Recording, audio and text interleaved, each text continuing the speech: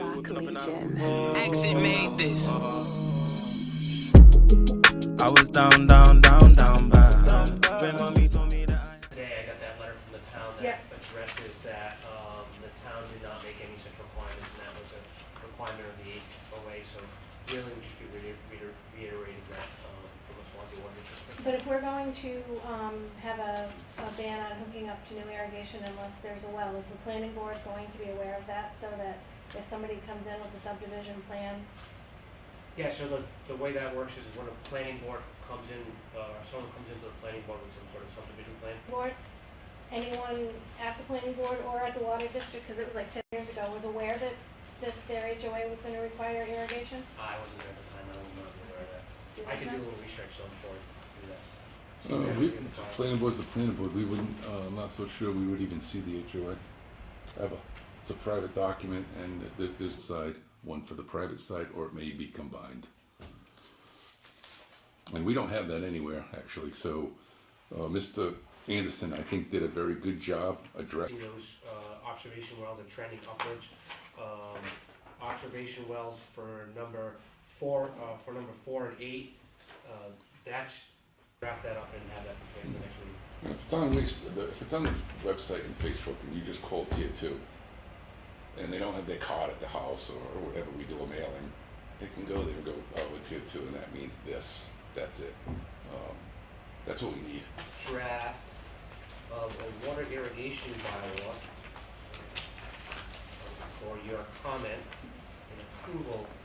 And I checked with legal on this and was advised that if we're going to do a bylaw, if we want to implement this as a bylaw, it should be something that's at an annual meeting if we want to issue it. And I would recommend that if we're going to do this and not make it a policy is something we could implement at any time. The Board of Water Commissioners have that right to implement the policy that we carry out here.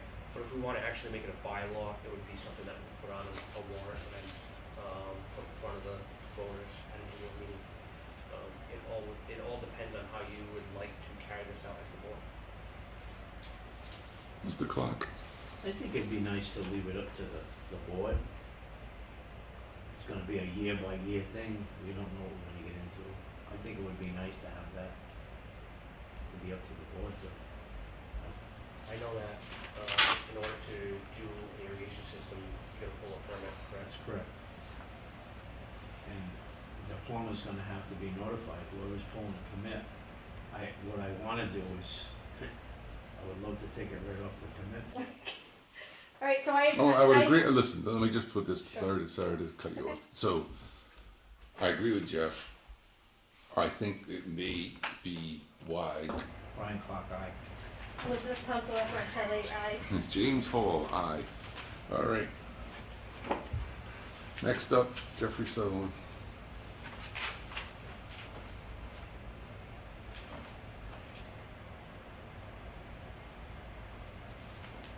Freshwater interface and the saltwater reservoir.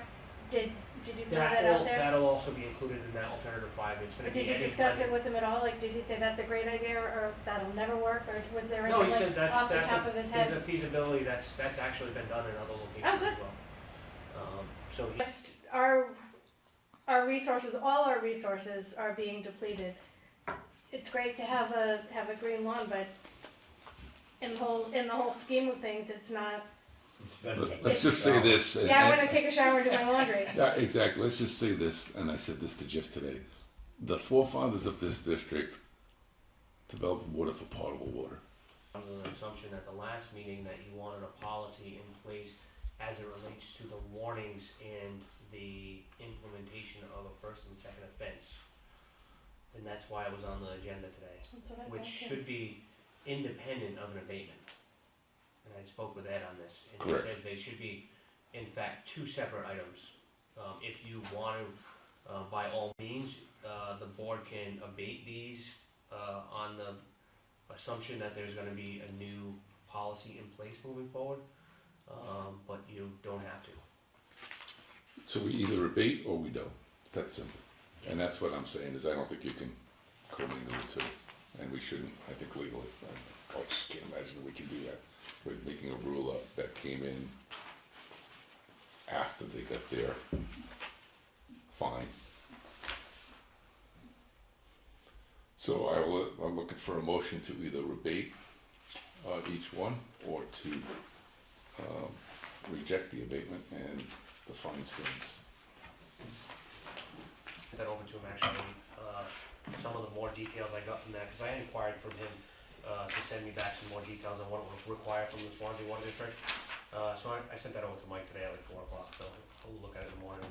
I'll have him see if that's feasible, if that's something we can handle. If there's more back and forth with that, then so be it. But I knew they were looking for an answer. I think they have a presentation. They don't need us to lock down and say, yes, we're definitely in, but just if there's a feasibility of that happening, they'd like to know that. So I'll rely on Mike and myself to come up with that determination, and I'll let them know it hasn't been approved by the board, but I will recommend it based on, or not recommend it based on our conversation. Okay. So. What about the audit?